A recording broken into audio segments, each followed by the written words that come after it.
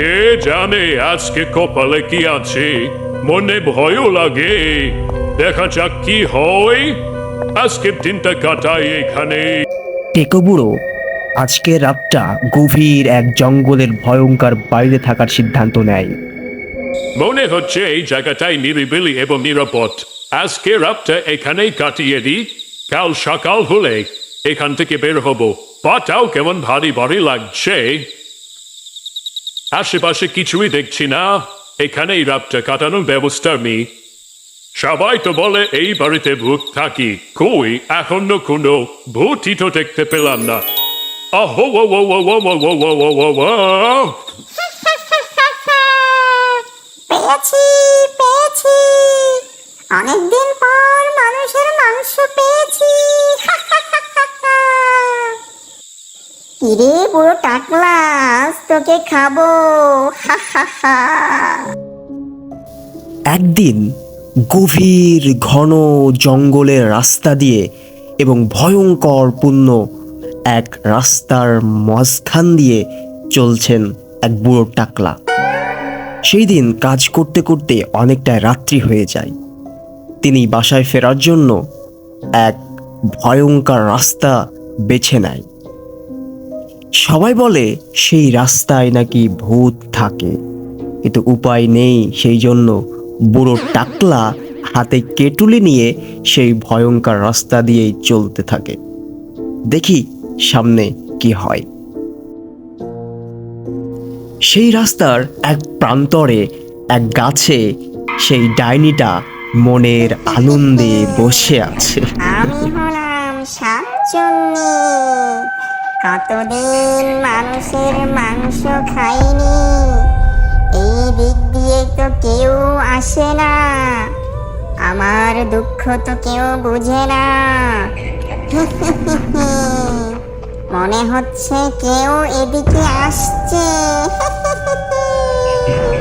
বাসনা পাচ্ছি, আজ মনে হয় মানুষের মাংস খেতে পাবো। টেকে বুড়ো হাতে কেটুলি নিয়ে গভীর জঙ্গলের মধ্যে দিয়ে চলতে শুরু করে। আর এদিকে পেচোমুখ পেতনিটা সেই টাকলু বুড়োর পিছু নেয় এবং পেছন পেছন চলতে শুরু করে। পেতনিটা পেচোমুখ হলেও বলতে হবে অনেকটাই বুদ্ধি আছে। এদিকে চলতে চলতে মনে মনে চিন্তা করে টেকো বুড়ো, যাই হোক টেকো বুড়োর মনে সাহস আছে এতটুকু বলতে হবে। সামনে তো গভীর জঙ্গল, এই পথ দিয়ে গেলে তো জীবনের ঝুঁকি হতে পারে। না, তার থেকে এক কাজ করি, ওই ভুতুরে বাড়িতেই আজকে রাতটা আশ্রয় নিই। সবাই তো বলে ওই বাড়িতে নাকি ভূত থাকে, দেখা যাক ভূত মেলে কিনা।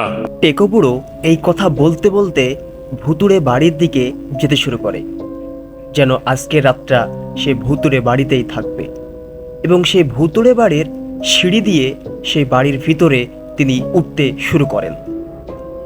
ভিতরে যাওয়ার পর তার মনে কিছুটা ভয় ভয় লাগে এবং বলতে থাকে, কে জানে আজকে কপালে কি আছে, মনে ভয়ও লাগে। দেখা যাক কি হয়, আজকের দিনটা কাটাই এখানে। অবশেষে টেকো বুড়ো এক কক্ষের মধ্যে পৌঁছে যায় এবং বলতে থাকে, মনে হচ্ছে এই জায়গাটাই নিরিবিলি এবং নিরাপদ। আজকে রাতটা এখানেই কাটিয়ে দিই, কাল সকাল হলে এখান থেকে বের হব।